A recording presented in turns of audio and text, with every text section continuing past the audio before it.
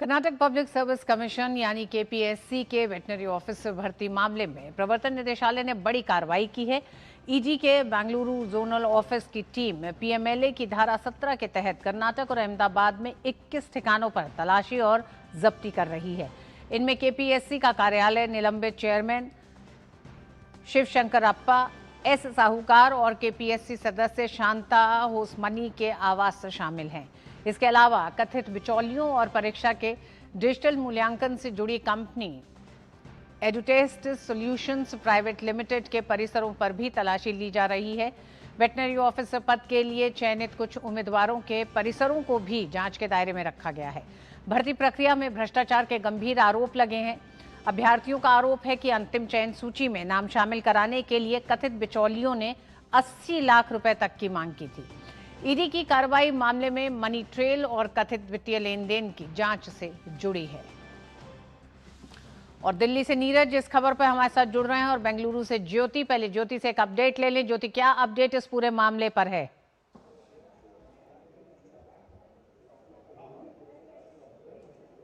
ED officials जो है, जो केपीएससी की अक्रम हुआ था वेटरनरी ऑफिसर की एग्जाम के तहत, तो 21 जगह पे बेंगलुरु से लेकर हासना, कुमटा, चित्रदुर्गा, कारवार ऐसे दूसरे दूसरे डिस्ट्रिक्ट में छापेमारी की है। तो हमने ही इस पर स्टोरी भी किए थे। जो इस मामले में अभी ईडी का एंट्री हो चुका है।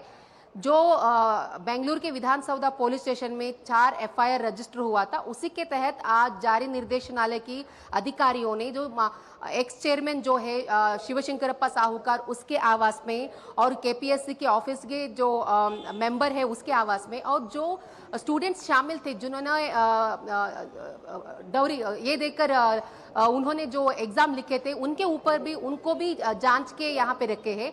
तो उसके साथ साथ अभी जो एफआईआर में क्या क्या है, मतलब ओएमआर शीट से छेड़छाड़ हुआ है और मूल्यांकन जो प्रोसेस में वहाँ पे भी हेरा फेरी हुआ है, और मिडलमैन जो 80 लाख ले चुके हैं ब्राइब, तो ये सब था। इसी के मामले में अभी ईडी ऑफिसर्स जो है जांच किए हैं 21 जगह पे।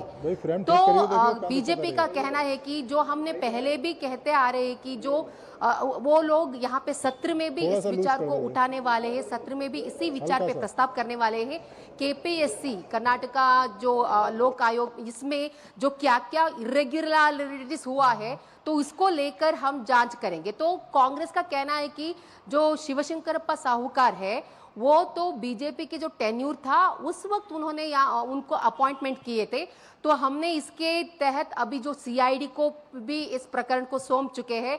तो क्या क्या है इस मामले के अंदर, मतलब जो जो लोग हैं मिडलमैन से लेकर जो भी है, इशारा कर रहे हैं कि जो शिवशंकरप्पा जो है उनके और इशारा कर रहे हैं। अभी वो सस्पेंड हो चुके हैं, गवर्नर ही उन्हें सस्पेंड कर चुके हैं। नीरज हमारे साथ बने हुए हैं। ईडी के मामले हो चुका है। ईडी अभी जी ज्योति, आप हमारे साथ बने रहिएगा। नीरज, ईडी की तरफ से अभी तक क्या अपडेट है? 21 ठिकानों पर एक तरह से छापेमारी जारी है। देखिए, ईडी का ये कहना है कि ये छापेमारी की कार्रवाई अभी भी चल रही है और कई सारे डिजिटल साक्ष्य ईडी को मिले हैं। ये जानकारी ईडी को मिली है कि किस तरीके से जो पैसा है वो एक जगह से दूसरे स्थान पर पहुंचाया गया। मनी ट्रेल पूरा ईडी के पास है। ईडी के पास जब ये पूरा मामला पहुंचा तो ईडी ने तमाम जो साक्ष्य हैं उनको पहले वेरीफाई किया, ऋतु जी, और उन साक्ष्यों को वेरीफाई करने के बाद ही ईडी ने अपनी जो कार्रवाई है वो शुरू की है। और ईडी के पास ऑलरेडी डिजिटल साक्ष्य मौजूद हैं। इसके साथ साथ ही जो रकम पहुंचाई गई उसकी पूरी जानकारी मौजूद है। ऑडियो एक तरीके से टेप ईडी के पास मौजूद है। जो तमाम जो परीक्षार्थी थे उनके साथ जो मिडिल मैन बिचौलिए बातचीत कर रहे थे और पैसे के लेन देन की बात कर रहे थे कि 70 से 80 लाख रुपए अगर आप देते हैं तो वेटनरी जो ऑफिसर है वो उनको बनवा देंगे। इसके साथ आप देखें कि जिस बड़े पैमाने पर इस खेल को खेला गया, 400 के करीब जो वैकेंसी हैं वो निकाली गई थी, और उसमें ये भी आरोप लगाए कि जो खासतौर से कर्नाटक जो कमीशन के जो अधिकारी हैं सर्विस कमीशन के, उनके ऊपर भी कई तरह के आरोप लगे हैं कि इस परीक्षा में उनके अपने करीबी और रिश्तेदार हैं, उनका भी जो चयन है वो हुआ है। अब आप देखें कि चेयरमैन के ऊपर आरोप है, सदस्य के ऊपर आरोप है, और इसके साथ साथ ही डिजिटल मूल्यांकन करने वाली जो कंपनी है उसके ऊपर भी आरोप है।